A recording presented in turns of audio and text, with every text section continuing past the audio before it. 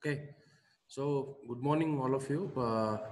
As we know that in last class we have seen the length of the open belt drive. So similar to that, we will just today we'll just see the what is the length it is supposed to be. What is the equation for to what is the equation for to measure the length for a cross belt drive? Okay, so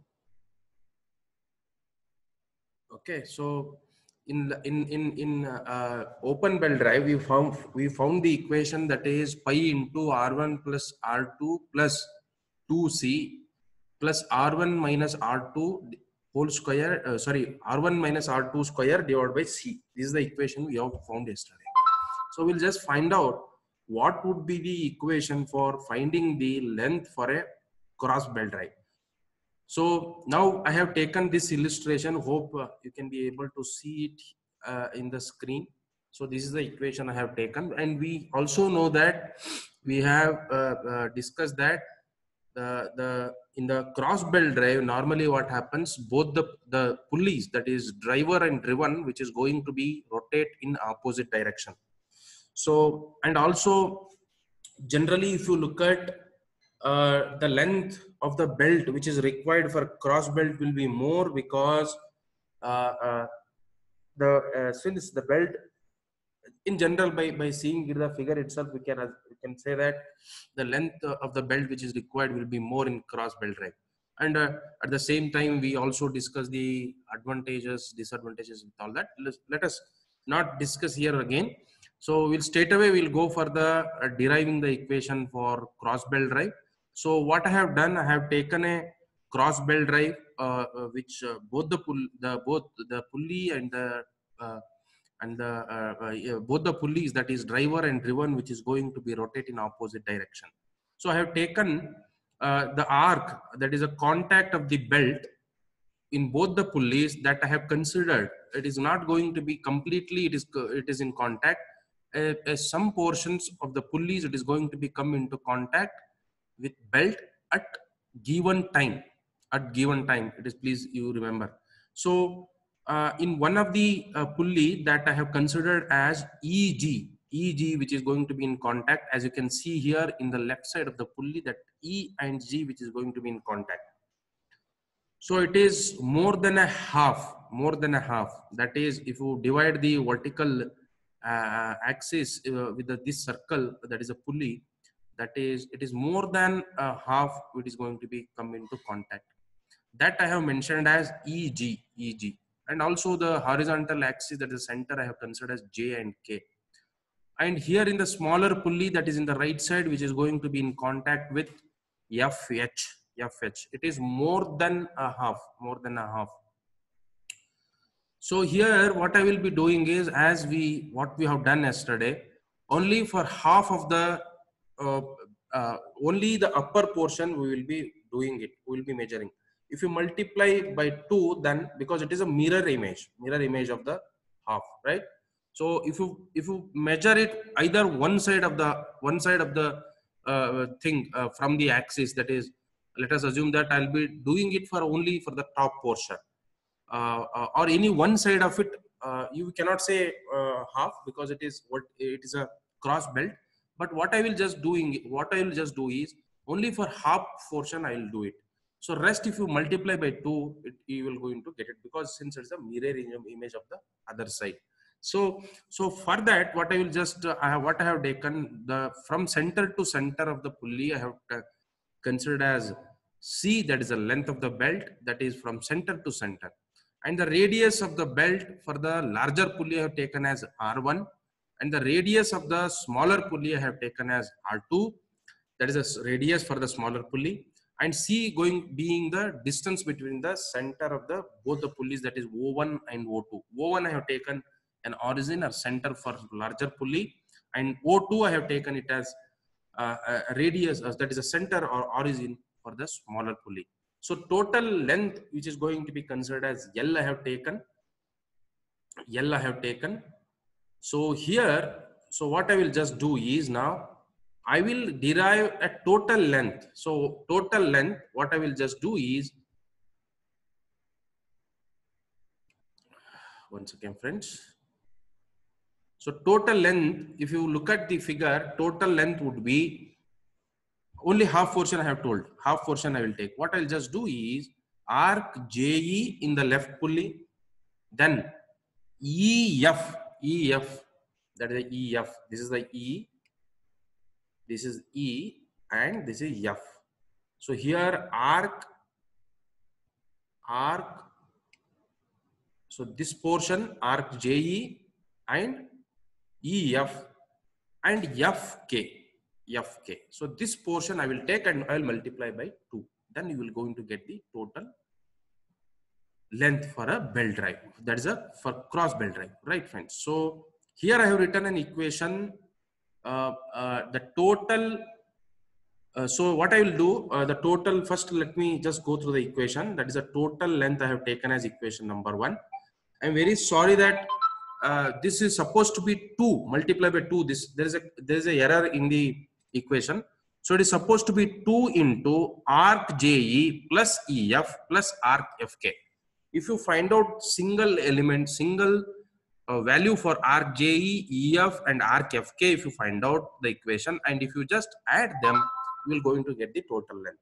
So here arc JE will separate it, find out the separate equation. EF will separate, we will find out, arc FK will find out, and whole equation will multiply with 2, we will get the complete total length. So now what I will just do, similar to that, we know that here EF, it is very tough to find out. So what I will do, because it's an inclined length it is, so we cannot able to do that. So that is why, in order to simplify the equation, what I'll be just doing, in the center point of the smaller pulley, that is O2, from O2 I will draw a line which is supposed to be parallel to line EF. What you can just note here is, I'll draw a line which is parallel to EF starting from O2. So that is what I have done, so that, and the angle which is going to be in contact, that is I have taken as alpha I have taken.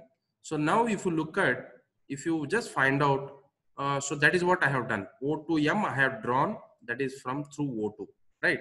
So now we know that sine theta equals to sine theta or alpha, whatever, we know that it is opposite to the hypotenuse. So which is opposite? O1M. This is O1, and here is your M. I have taken a triangular O1M O2. Forget about other things. I've taken O1M O2. So within that, if you just find out sine theta equals to opposite by hypotenuse, then it is going to be, the equation is going to be O1M, that is opposite, divided by O1 O2 hypotenuse, right? So O1M by O1 O2. So this O1M I will rewrite as, O1E plus EM I will write, because it is, here is O1, here you have E, here you have M. So total, rather than writing O1M in a 1, I'll split that, O1E and E plus M I will write. Similarly, we know that O1 to O2 we have taken the length, that is C. So rather than writing O1 O2, I will write it here as C, right, friends?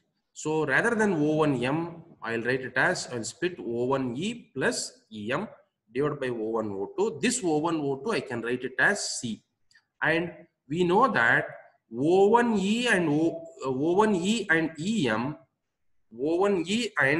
EM, that is the radius, that is R1. So this is that O2 M, what we are writing, it is the EM is also equals to radius of the larger pulley only. So that is why we have written as R1 plus R2. O1E plus EM we have written as R1 plus R2, because O1E equals to, that is the radius of the larger pulley, and EM equals to radius of the smaller pulley. Why? Because this we have, this O2M we have drawn parallel to EM, parallel to EF. So that radius also should be R2 only. So that is what I have written. So you should not get confused why you have taken R2, because we have drawn a line which is supposed to be parallel to that. So that is why that it means that it is equals to radius of the smaller pulley. So that's why we have taken R1 plus R2 divided by C. So because EM is equals to FO2, EM is equals to, you can write here, because EM equals to FO2. EM equals to FO2, right? So I have written this equation. So now, this is done. So now we know that sine alpha is a very, very small element. So neglecting that, sine alpha, rather than if you take sine, it's very small value, right? It's a fraction value. So we'll neglect that sine alpha. That sine alpha equals to alpha I have taken, and that equation is going to be the equation 2. Sine alpha equals to R1 plus R2 divided by C. Similarly, we will find out the equation for arc JE. So arc JE here, this is this element, this portion, friends, arc JE. So we know that it is a pi into D, right? Pi into D, and there will be a small portion of alpha. There is a small portion of alpha. So that also we will add. So here what I will just do is, I have taken R1 into pi by 2 plus alpha. This R1 also multiply with alpha also. This equation I have taken as equation number 3. Similarly, I will do it for smaller pulley, that is FK. So this is this portion, FK. So earlier in the open belt drive, it was minus alpha you have got, but here we should take plus alpha because it is increase more than a quarter portion, right? So that is a plus alpha. So for that also we will get the equation. That is R2 into pi by 2 plus alpha. R2 into pi by 2 plus alpha. So we know that equation EF. So this is the inclined portion, that is a cross belt drive EF. So what we will just do is, this equation can be written as MO2, because EF, we have drawn MO2 parallel to EF. So that is why EF is equals to nothing but MO2, because both are parallel lines, equals to square root of O1 O2 square minus O1 M square. You can write it like that because it is a triangle, this one we have considered. So this equation can also be written as square root of O1 O2 square plus minus O1 M square. So what I will just do is, we know that O1 O2 equals to C. O1 O2 equals to C. That is what I have written. And O1 M, just now we found it is R1 plus R2. R1 plus R2, because O1 M can also be rewritten as O1 E plus EM, right? O1 M plus EM. So O1 E, that is R1, EM, that is R2. So that is why we have taken straight away R1 plus R2. So if you take C2 outside, it becomes C. So C I have taken. So this becomes 1 minus R1 plus R2 divided by C whole square. Why this whole square? Because C, it's a C square I have taken. So here it will become C square. So this becomes 2, the power 2, I'll take it outside. So it becomes R1 plus R2 divided by C whole square. Right. So after, we know that by expanding the above equation in a binomial theorem and neglecting the higher terms, we can get, so this equation, that is C into 1 minus C square root of 1 minus R1 plus R2 divided by C square. If you take, if you equate it for binomial theorem and neglecting the higher values, we will get EF equals to C into 1 minus 1 by 2 R1 plus R2 divided by C whole square plus and plus, so that it can be increased. So now if you take C into inside the bracket, then C minus R1 plus R2 divided by 2c, R1 plus R2 whole square divided by 2c. Right, so this I'll call this as equation number 5. So now what I'll just do, I'll substitute equation 2, equation 3 and uh, uh, uh, equation 3 and equation 4 in equation 1 will get if you substitute the equation 3, 4 in equation 1, so we'll get what is that equation, that is arc JE plus EF plus arc FK. So if you substitute, so this 2 was missing, right? So I have written here. So in equation 1 actually 2 was missing. You please make a note of it. So if you substitute 2, I will substitute equation 3, that is here it is. That is arc JE equals to R1 into pi by 2 plus alpha. That is what I have substituted, plus C as it is I have written. One second. What is the equation number 4? That is R2. Here it is R2 plus pi by 2 into pi by 2 plus alpha. Right. So that also I have substituted. Here what you can notice, and also I have substituted, that is, so if you substitute and also EF, that is this equation, that is C minus R1 plus R2 plus 2C divided by 2C. So here I substituted R1, that is arc JE, EF and arc FK. So all term I have substituted, even 3, 4, 5 also you should substitute. So if you substitute 3, 4, 5 in equation 1, so now let us equate this for some more. So R1 pi by 2, I have taken this R1, I'll multiply this with pi by 2, this first term, and it becomes R1 alpha. Similarly, C I will keep it as it is. The second term I will keep as it is. So now this R2 also I will multiply with this term. It becomes R2 into pi by 2 plus R2 alpha. So now we know that pi by 2 and pi by 2 is the common term within the equation. So what I'll just do is pi by 2 I'll take it outside. So it becomes R1 plus R2.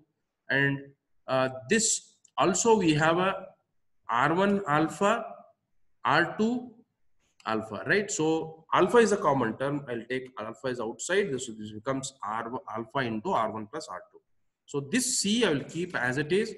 This second term of the equation I'll write as it is here. So now if you, this 2 if you multiply through the equation, then it becomes pi. This 2 and 2 get cancelled in the first term. This becomes 2 alpha into R1 plus R2. This 2C minus R1 plus R2 whole square divided by C. So this is the equation I'll get. From equation 2, we know that alpha equals to R1 plus R2 divided by C. This is what we have found equation number 2. That is alpha equals to R1 plus R2 divided by C. So let's substitute this alpha value in the above equation. So R1 plus R2, instead of R1 plus R2 divided by C, I will substitute as alpha, right? So if you substitute, I will get this equation. So pi R1 plus R2 plus 2 alpha, instead of alpha I'll substitute R1 plus R1 plus R2 divided by C. And also here it is 2 R1 plus, instead of alpha I have substituted this equation, and this R1 plus R2 it remains same.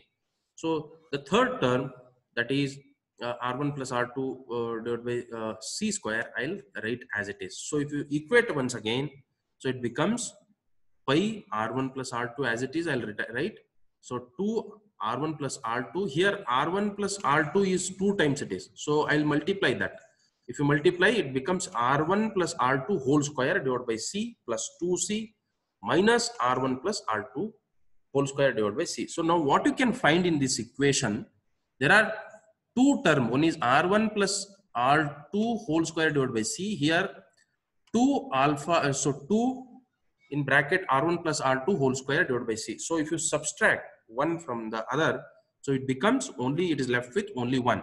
So the final equation for for the belt drive, that is for the cross belt drive, we'll get the equation that is pi into R1 plus R2 plus 2C into R1 plus R2 whole square divided by C. So this is in terms of radius, that is a total length of the belt drive for a cross belt drive, that is it in terms of radius. If you also can get the equation in terms of diameter of the pulley. Now if you compare the equation for both, that is for open belt drive and cross belt drive, just check here. So it is pi R1 plus R2 divided by 2C plus R1 minus R2 whole square divided by C. Here for the cross belt drive, it is everything remains same, that is, but here you have plus value. So plus value in the sense, obviously the length of the belt which is required for cross belt, it is going to be more compared to open belt drive. So a similar equation it is, actually similar equation to that, except the sign, right? So pi into the first term, pi into R1 plus R2 plus 2C plus R1 minus R2 whole square divided by C. So that is a, so here it is the first term, that is pi R1 plus R2 is remain same. Second term, that is 2C is also remain same. The third term, it becomes R1 plus R2, but there it is R1 minus R2. So that is why the length of the belt which is required for cross belt drive is going to be more. Right, friends? So one more derivation we are supposed to do, that is ratio of tension of a flat belt drive. That we'll do it in the next class, and we will close this. Okay, so thanks for joining for the today's class. We shall meet in the, I think that is on Monday. So any doubt you have, guys? Any doubt? No.